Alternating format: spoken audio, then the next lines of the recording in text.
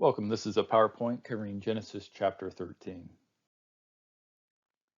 So Abram went up from Egypt, he and his wife, and all that he had, and Lot with him, into the Negeb. Now Abram was very rich in livestock, in silver, and in gold. And he journeyed on from the Negeb as far as Bethel to the place where his tent had been at the beginning, between Bethel and Ai, to the place where he had made an altar at the first. And there Abram called upon the name of the Lord. And Lot, who went with Abram, also had flocks and herds and tents, so that the land could not support both of them dwelling together. For their possessions were so great that they could not dwell together. And there was strife between the herdsmen of Abram's livestock and the herdsmen of Lot's livestock. At that time, the Canaanites and the Perizzites were dwelling in the land.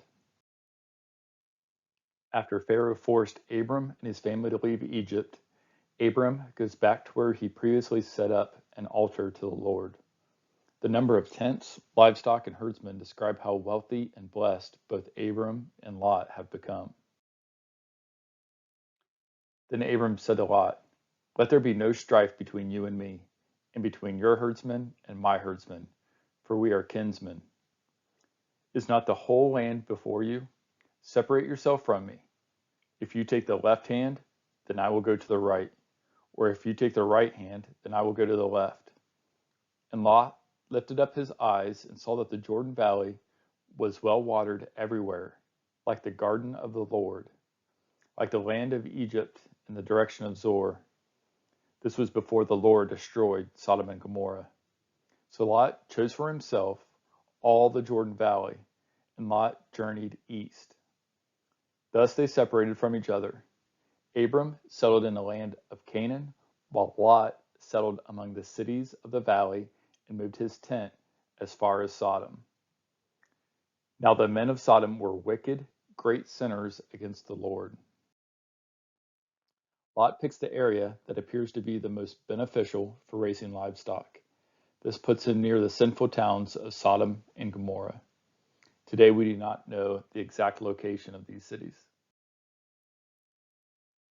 The Lord said to Abram, after Lot had separated from him, "Lift up your eyes and look from the place where you are, northward and southward and eastward and westward.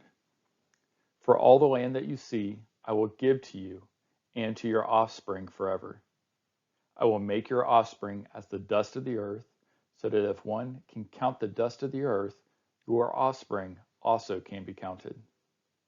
Arise, walk through the length and the breadth of the land, for I will give it to you."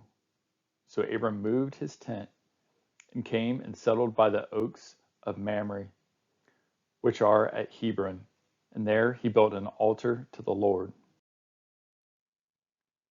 The Lord describes to Abram how he will bless him with the land as well as the number of his descendants.